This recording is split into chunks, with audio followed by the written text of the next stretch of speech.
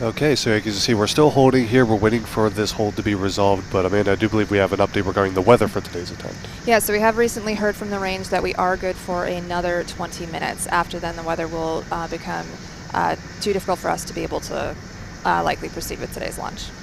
So yeah, so we'll keep an eye on that, but it looks like we've got at least another 20 minutes to go. So hopefully if this recycle can occur a little bit quickly, we should still have another chance to launch today. So again, keeping an eye on that, and we'll provide more updates as we have them, as they continue to work this LOX conditioning issue. In the meantime, I think the audio cut out earlier, so I want to ask this question again. Earlier we had that hold at T-minus 15 minutes. Do you want to talk a little bit about why that was the hold point? Right, yeah, so the T-minus 15 mark is when we enter our terminal count, and that is a really important milestone. That's when we can start to transfer the control over to the vehicle. That's also where we would likely revert back to in case of a recycle. And another key milestone is at approximately 10 minutes from liftoff, where we perform the go pull for launch and tank pressurization. And then at 6 minutes is when the range provides the authorization to launch. Gotcha. So while we're waiting for this hold, if you are just joining us, this is the live coverage of the TROPICS-1 mission on Astra's LV0010 vehicle. Amanda, do you want to just give a brief overview for the new people that may just be tuning in about what today's mission is all about? Right. Yeah, so this mission marks, again, our second mission with NASA, and we are launching, it's the first of 3 launches to deliver the NASA TROPICS satellites to low Earth orbit. And so the objective for today is to deliver the 2 identical CubeSats to an orbit of 550 kilometers at 29.75 degree inclination. These payloads are about 3U in size, so they are fairly small, and the payloads are used to monitor the weather of incoming storms. And so the imagery will actually penetrate into a storm cloud layer and be able to provide precipitation, temperature, and humidity data measurements for scientists and meteorologists to help understand how storms form, grow, and intensify throughout their life cycle. And then we do have a great blog that NASA has provided for us. You can find that with a more overview of the satellites themselves. You can find that at astra.com/mission/tropics-1. All right. And while we wait again for more mission updates, we have a couple more questions coming into the chat here, so we'll go ahead. And we got one asking about the spaceports that Astra operates out of. Of course, this is Cape Canaveral, not the first time Astra has launched from here. Astra has also launched from Kodiak in the past. Can you talk a little bit about the differences in those spaceports and where else Astra might begin launching from? Yeah, so the 2 main spaceports that we launch out of right now are Kodiak, Alaska, and Cape Canaveral. So Kodiak is beneficial because it is a commercial launch site for both orbital and suborbital vehicles. And then we did actually recently announce a partnership in May with Saxford in UK Spaceport. You can learn more about that partnership at astra.com and also our video recording from our Space Tech Day. So we're very excited about this partnership as it would expand our capacity to reach key inclinations. Gotcha. And speaking of other locations regarding Astra, where was this rocket built? This rocket was built right here at our headquarter factory in Alameda, California. And shipped via road all the way to Florida, right? Yep, this one rolled via truck. I believe we actually have a video of that arrival if we can show that. This is the video of the rocket being shipped out to Florida for today's launch.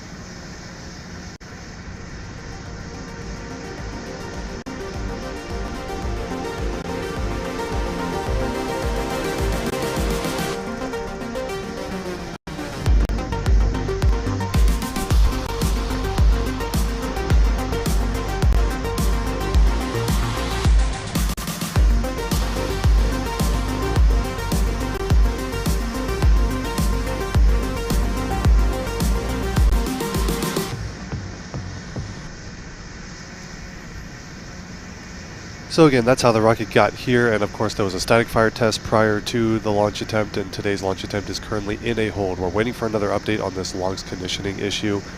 Once that hold clears, there'll be a recycle point and a new T0. So once we get a little bit more information and an update on that, we'll go ahead and come back, but let's go ahead and take a break, and we will come back to you with more information as soon as we have it. Again, stick with us.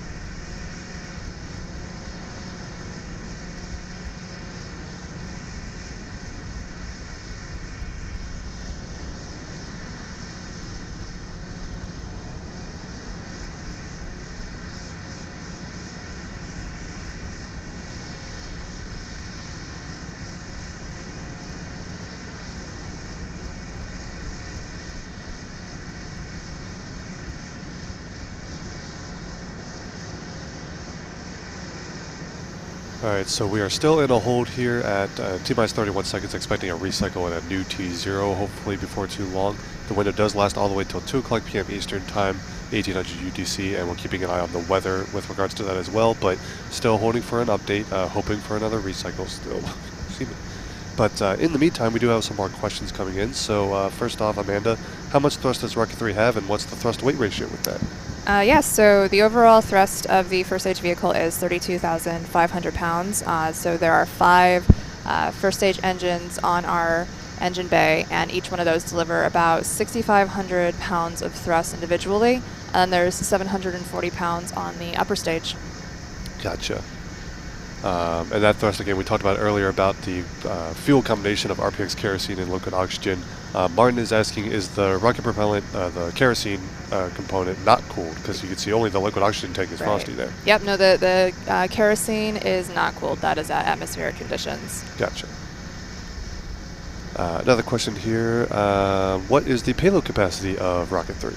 Yeah, so Rocket 3 is able to deliver anywhere from 25 to 150 kilograms of payload up to a 500 kilometer sun synchronous orbit. Gotcha.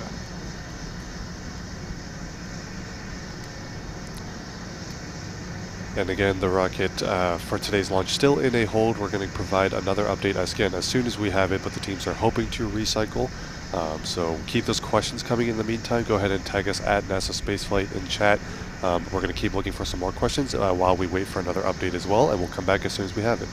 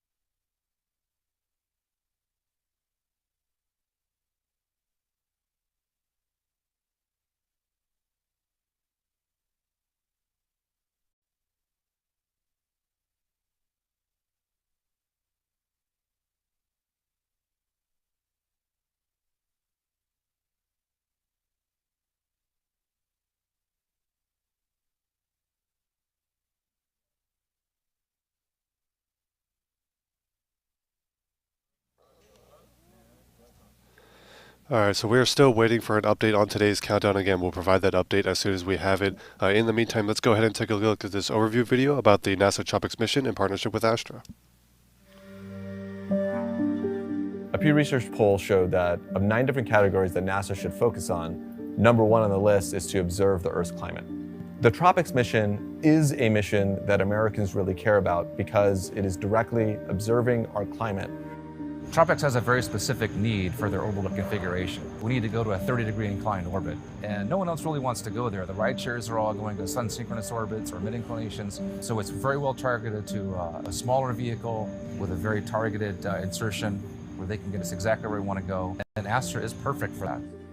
And so being able to launch 3 different times for $8 million is unprecedented because of our unique ability to get to 3 different orbital planes in a very short period of time at a low cost.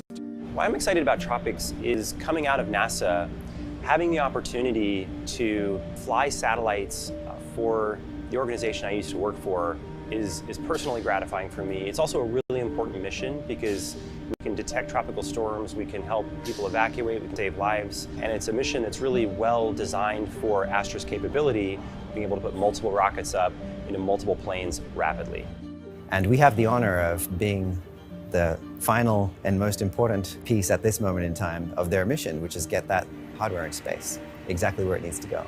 We see that there are increasingly smaller satellites that are smarter, that are doing cool things in orbit, but they need to go to particular destinations at particular times. The real end game here is improving our ability to forecast tropical cyclones. What we're trying to do is make measurements in the microwave wavelength region, and those have the advantage of being able to penetrate the cloud tops and see the storm thermodynamics underneath the clouds. We're going to get something we've never had before in the history of weather satellites, which is revisit rates of better than 1 hour.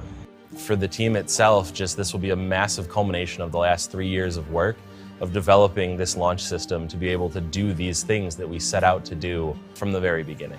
From Astra's perspective, it's really important because we believe in space at scale. And to do that, you need to have much more frequent launches and access to space. And so this has been an opportunity for us to really understand how can we further compress the turnaround time between launches, both in terms of building the rockets and in conducting the launches.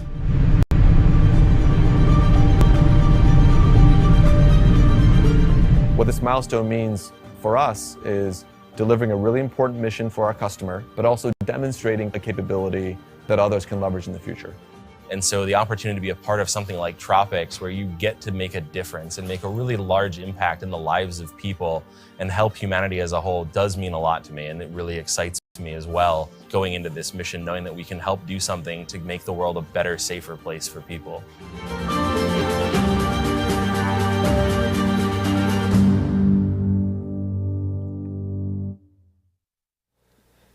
All right, everyone. Again, we're still waiting for an update on today's countdown. The window does last again till 2:00 p.m. Eastern Time, or 1800 UTC.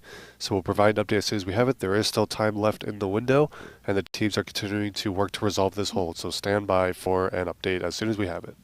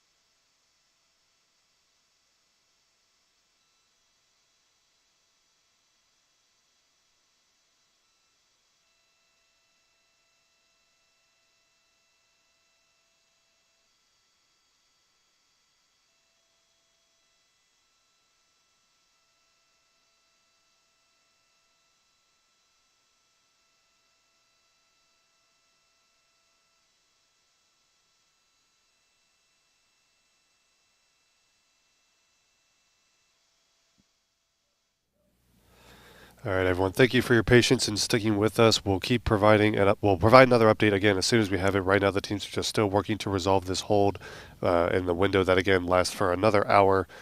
So plenty of time in the window, but standing by for another update, and we'll provide that and a new T0 as soon as we have it. In the meantime, we do have a couple more questions that we can go through here. So let's see. If today is scrubbed, when is the next likely launch window, Amanda? Yeah, we do have one more day in our launch window, which is tomorrow, Monday, June 13th. Right, and we're not pushed to that just yet, but there is a backup opportunity tomorrow.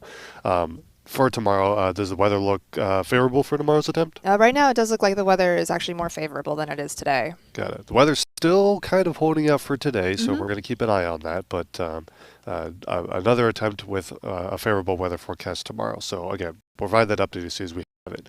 Other questions here. We do have a question earlier. We were talking about how the teams were working on LOX conditioning.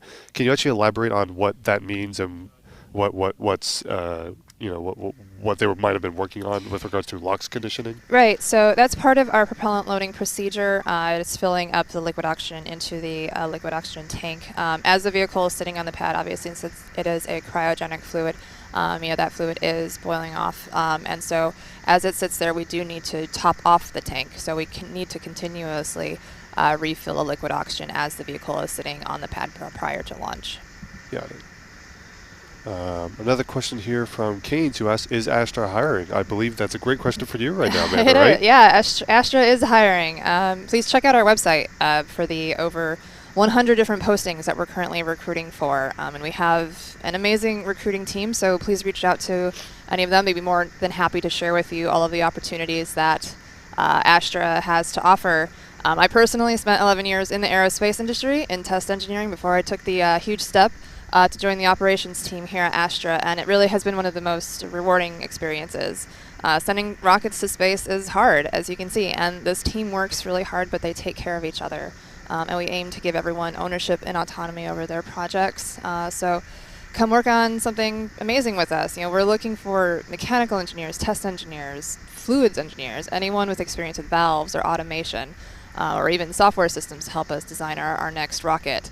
And we're also looking to scale up our team in the operations department as well to help us build and qualify each of these vehicles as it leaves the building. So looking for production supervisors, production managers, as well as build technicians. So please check out our website at astra.com/careers. Awesome. Some other questions we're getting here. We have a question about, have there been any major changes since the last launch from LV0009? So we are continuously seeking to improve the functionality and reliability of the vehicle. So there have been some minor software updates that have been implemented on LV0010, but there have not been any major material or mechanical upgrades to the vehicle since LV0009. We do have the remainder of our TROPICS vehicles currently in work on the production floor. They're actually directly behind us right now in the final integration lane, and so our team is actually working to transition away from Rocket 3 and towards our Rocket 4. So I did see a question in there about the progress of that. So we are at a transition point right now for our production floor as we're ramping down our Rocket 3 production efforts and building in more of those development builds for Rocket 4. Nice. See, another question we had was, how long before the launch does fueling take place? Because of course when we go live, you guys just see propellant loading has already been well underway. So how long before launch does Astra start fueling the rocket? Yeah, so it typically takes about 2 hours to start the fueling process from beginning to when the vehicle is ready to go. And sometimes if we do need to recycle, it can often take up to 30 minutes to recycle the vehicle. Gotcha. And with regards to that ground support equipment that is, of course, involved with fueling and all these other things, can you talk a little bit about how that ground support equipment gets transported along with the rocket to the launch site? Yeah, so the amount of ground support equipment that goes with each of the vehicles depends on where we're launching from and what type of infrastructure we already have set up in that area. So if it's Kodiak, Alaska, or the Cape, then we have some of the ground support equipment that is left there from our previous launches. But if we were to set up brand new at a new location, I believe we can bring all of our ground support equipment in roughly 5 containers, and that includes our consumables, the helium LOX containers, our fuel. It brings in the cube, and even the cube for the launcher system and the rocket, and then we also have a clean room that we bring along in a shipping container. So roughly around 5 shipping containers is what we need to set up a new space. 5 shipping containers for an orbital launch system. That's pretty cool.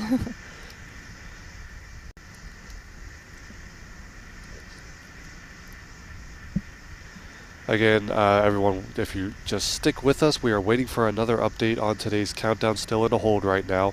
The window lasts until 2 o'clock p.m. Eastern Time, and we will provide another update again as soon as we have it. The team's still working on resolving that hold, but keep the questions coming. Tag us at NASA Spaceflight in chat.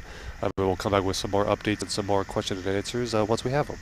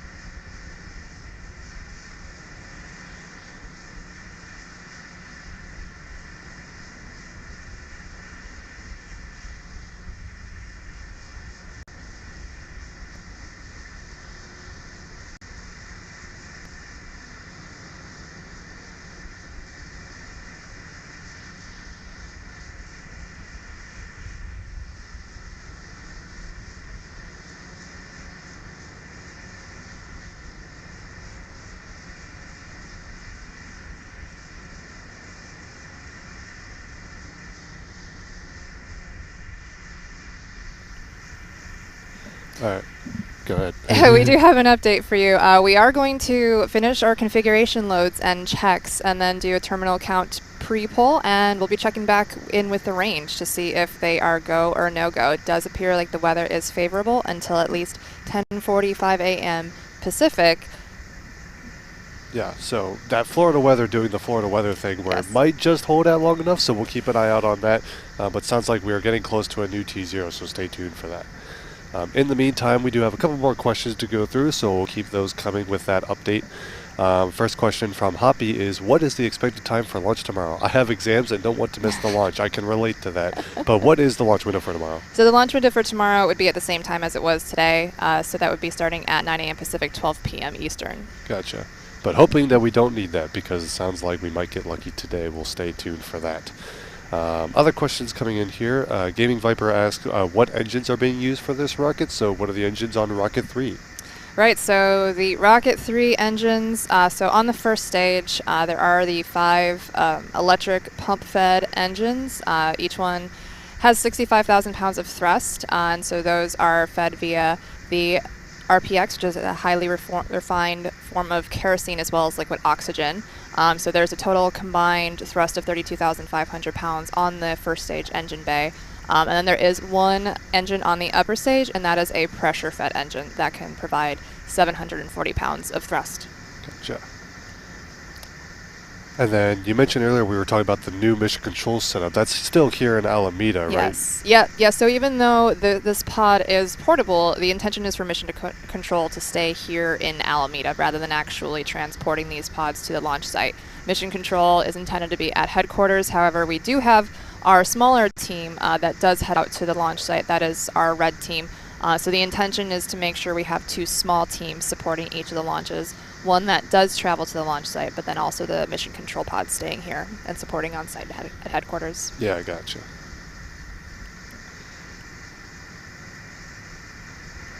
So again, the launch site out there in Cape Canaveral, Florida. If you are just joining us, this is live coverage of the LV0010 launch vehicle, which is slated to launch the TROPICS-1 mission, the first of 3 flights for NASA's TROPICS mission from Cape Canaveral, Florida.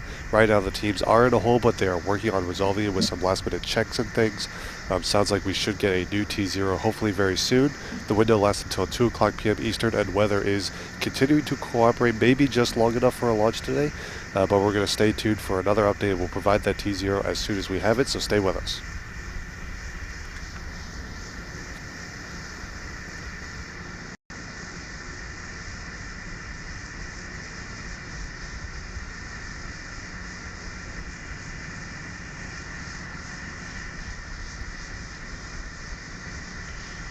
Okay, Tango, can you confirm for me that in V1 managed power systems, toggle ground power systems authority is still true?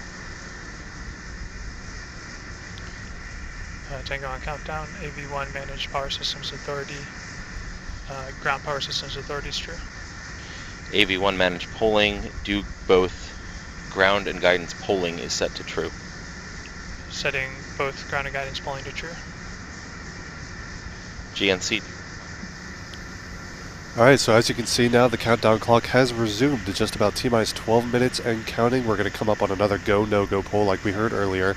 The teams are back into a recycle and aiming for a new T0 of 10:43 a.m. Pacific time.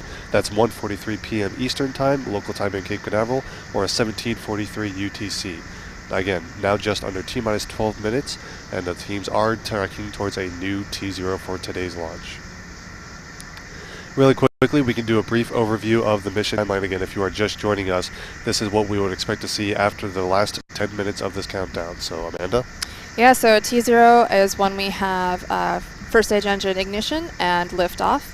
And then just 6 seconds into the flight is when we begin our pitch over, which is when the onboard guidance will start to pitch the vehicle over towards its downrange orbital trajectory. And then just over 1 minute over into flight is when the vehicle will reach max Q. Again, this is when the vehicle's structural integrity will be tested because this is when it is the maximum dynamic pressure on the vehicle during flight. And just at the 3-minute mark is when we will have reached main engine cutoff, or MECO as it will be called out. And this is when the first stage engines will receive the command to shut down, which allows the vehicle to briefly coast before stage separation. From there, we will receive command to have the fairings pop open and fall away from the vehicle, which will then be followed immediately by stage separation. And so that is when the first stage releases the upper stage into the atmosphere. And then at around 3 minutes 15 seconds, the upper stage engine will ignite and be on its way to orbit. And then after a roughly 5-minute flight, the upper stage will receive the command to shut down its engine, followed by payload deployment. And as we mentioned earlier in the live stream, we are hoping to see live video feed from one of our onboard upper stage cameras of one of the 2 payloads being deployed. However, it is possible that we will not see confirmation of this for up to 90 minutes after the satellite deployment, or at least a couple of orbits, and that is mostly due to the location of the satellites in their orbit relative to their ground communication links once deployment happens. So we will be ending the live stream right as deployment occurs, but again, the satellite communication may not be confirmed for up to 90 minutes. So please remember to follow NASA's Twitter handle at NASA Earth, who will provide confirmation once that satellite signal is confirmed. And then we will also provide an update on our handle at Astra when we have confirmed with our NASA partners. As the teams get ready to go into the last few minutes of the countdown, let's go ahead and listen in as they go for the final go, no-go poll.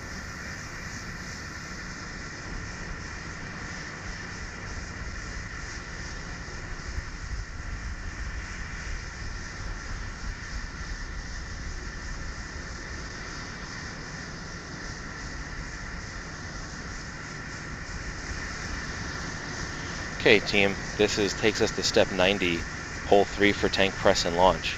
Customer, can you please confirm if the payload is ready for flight?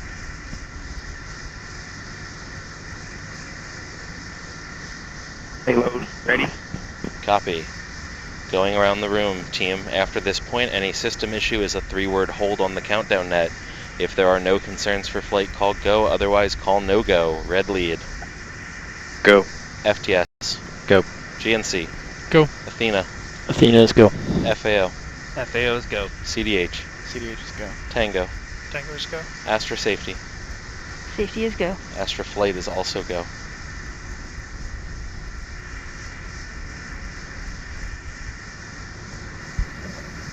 Alright, as you just heard, the teams have once again pulled go for launch. T-minus 8 minutes and counting. You can see right now that's the mission control team. Amanda, you want to give us an overview of the personnel that are supporting today's launch? Yeah, so in the mission control pod, you see they're sitting here at our headquarters in Alameda. So in the bottom left-hand side of the screen there, you see Joshua Green. He is our controller, also the call sign Tango. His responsibilities are executing commands that are being called out for the ground support equipment, as well as the rocket and automation, and also just make sure that all the clicks and actuation are running properly. On the bottom right-hand side of the screen there is Jarrett Bullion. He is our command and data handling, our call sign CDH. And his responsibilities are just debugging some of the automation, monitoring progress, and looking for any anomalies in the launch system. In the back right there is our assistant flight director for today. He is in training. That is Derek Hamilton. He is hidden behind his monitors right now. But then on the far left is Chris Hoffman. He is our flight director for today. He leads the launch operations procedures and is ultimately our final launch authority. In addition to the launch operations team, we do also have an engineering backroom that helps to monitor the rocket, update software, and perform other various tasks during operations. These are generally the engineers that are responsible for the system elements, and they are there to ensure that things are working properly and to assist the launch operation team when troubleshooting if needed. And these folks are scattered across our facility at their own consoles. So huge thank you to this team. Launch operations is a multi-day effort with many checkouts and procedures that need to go perfectly in order to give our team the okay to launch.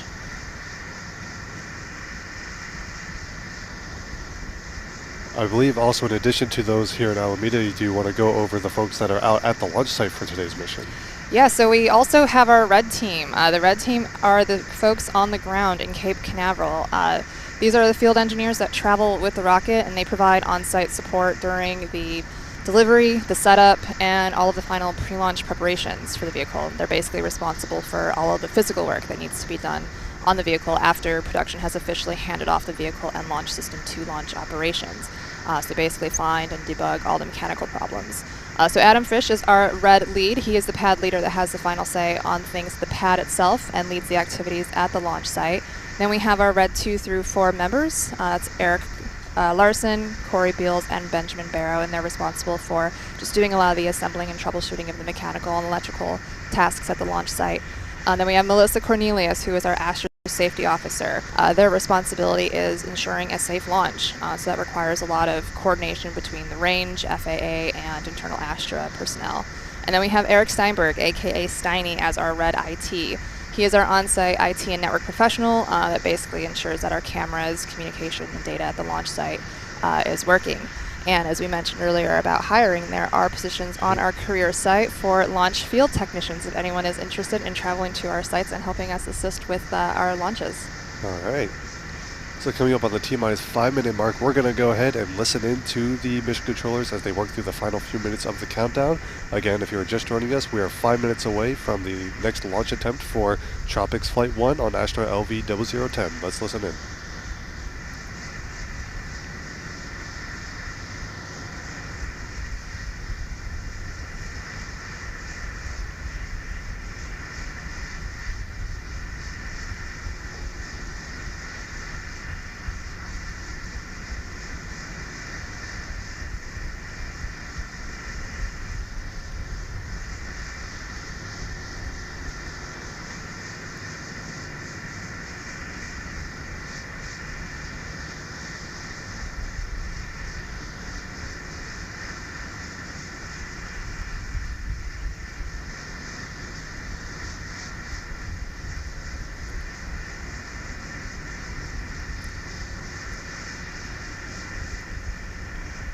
Four minutes.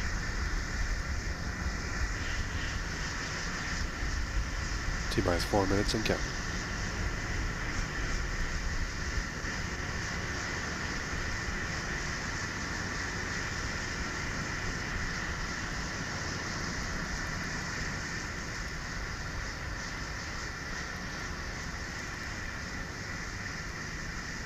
Rock, flight on countdown. Rock.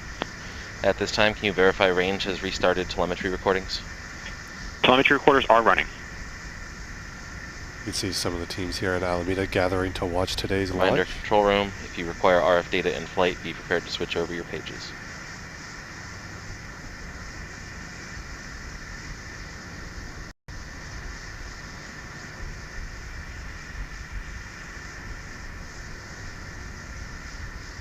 MIFCO, flight on countdown, please be prepared to issue option when rocket IIP marker passes min-MECO marker and is within dispersed trajectories, calling out at event. MIFCO copies.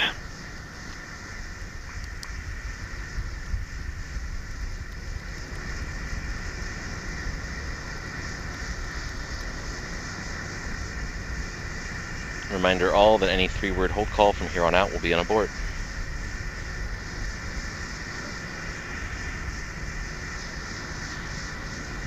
ACE, please start PSD recordings and downrange ground station recordings. Done.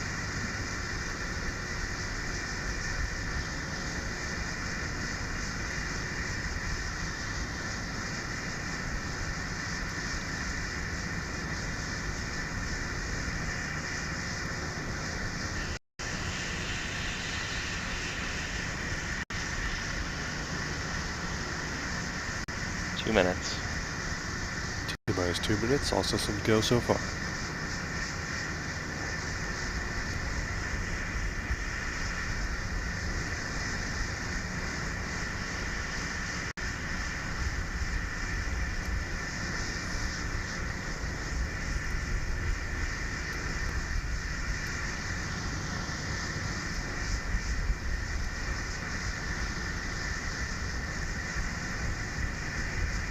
Seconds.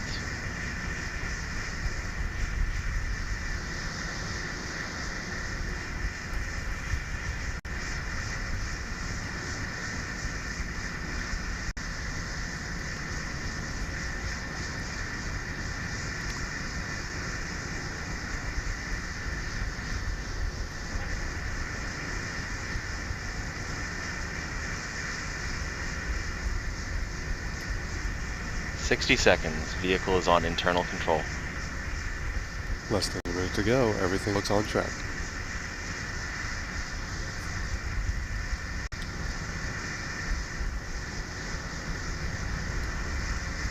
First stage LOX tank coming to liftoff pressure.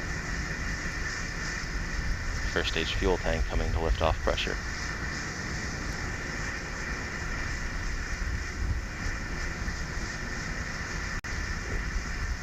"30 seconds.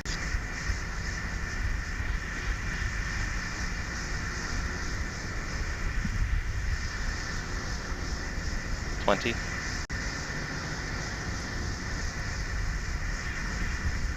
15. 10. Water on. 8, 7, 6, 5, 4.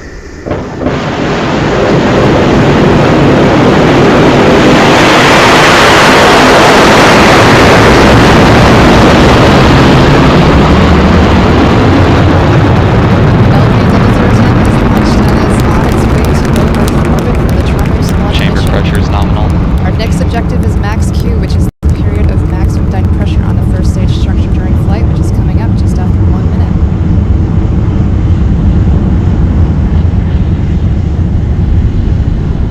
There's a tracking shot of the rocket ascending from Cape Canaveral on its way to space.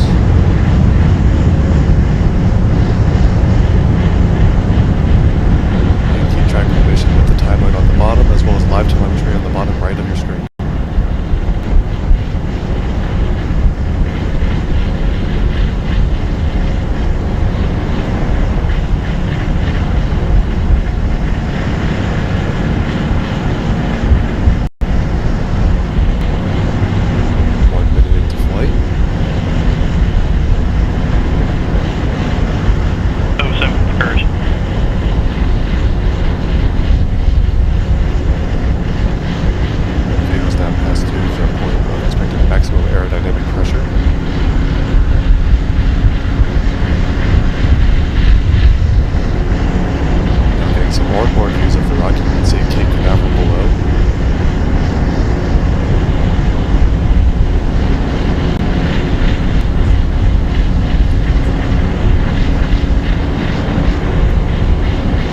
Milestone is going to be the main engine cutoff, which will be called out by launch ops as NECO. Once that option is confirmed, the commander is set to shut down the 5 first stage engines and allow the vehicle to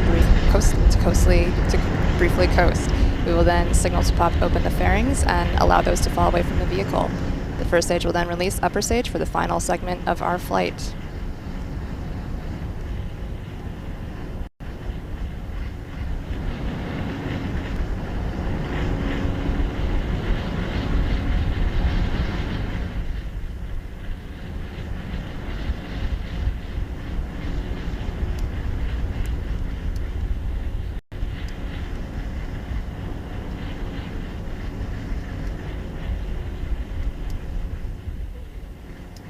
Two and a half minutes in the flight, again coming up on main engine cuff at just about T+3 minutes. Everything looking good so far.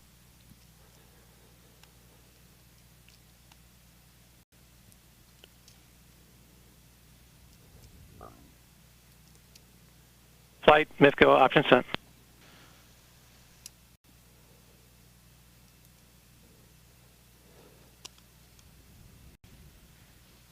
Confirmed, option received. Now looking at an onboard view, looking up, there you see payload fairing separation. This is a camera on the upper stage. And there is stage separation and ether ignition, upper stage ignition.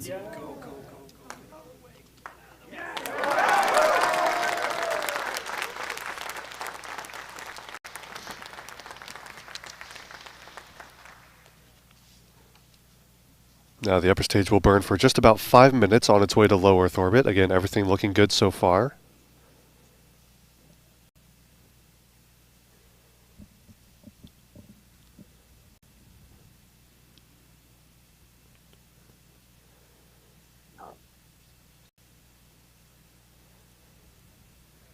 Can actually see from the onboard telemetry the vehicle is actually already in space. However, it has to get that horizontal velocity needed to stay in space via achieving low Earth orbit.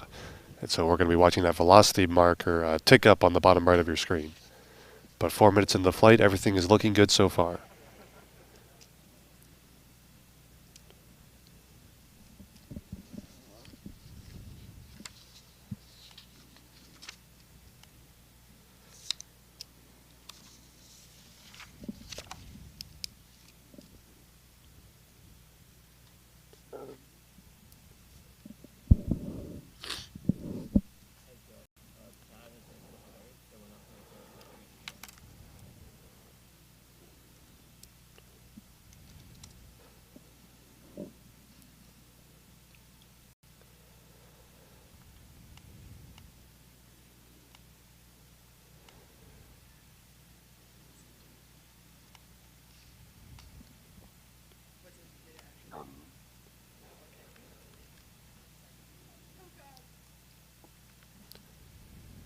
You can see on the left there the path that the rocket has traced so far on its trajectory, pretty much due east right down the center of that corridor.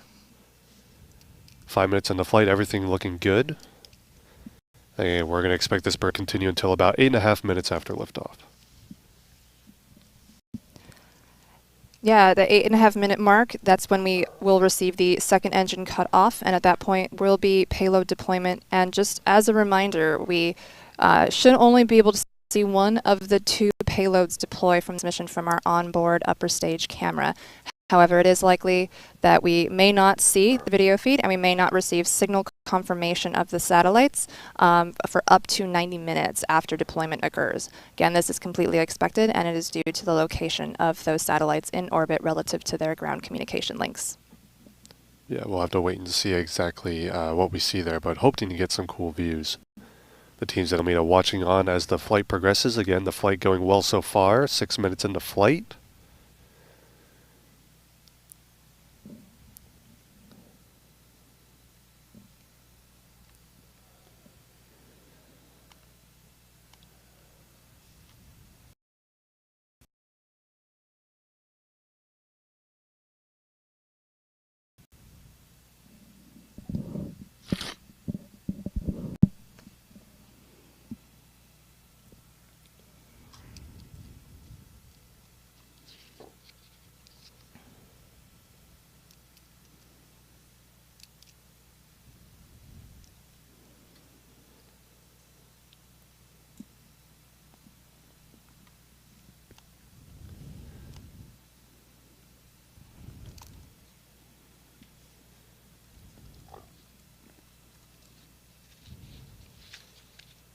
You keep an eye on that altitude. You can see the rocket already over 510 kilometers in altitude. Again, the target orbit for today is at 550 kilometers in altitude. And you can see also that velocity continuing to climb towards orbital velocity, of course, which is good. 7 minutes in the flight. Just a little over a minute left in the planned upper stage burn.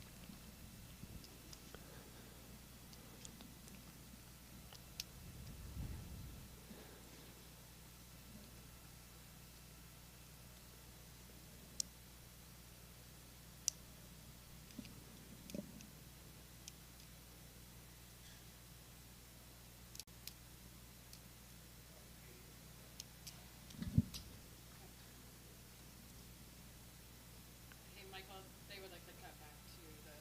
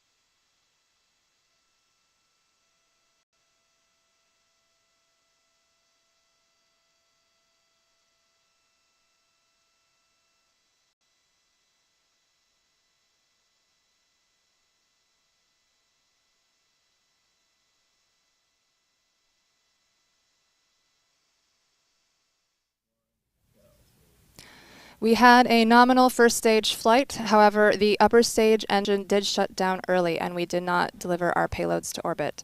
We will end the broadcast here and thank you for sticking with us today. Thank you to Astra for partnering with NASA Spaceflight to help bring live launch coverage to you, and stay tuned for more news coverage. But that wraps up our coverage for today. Thank you all for watching.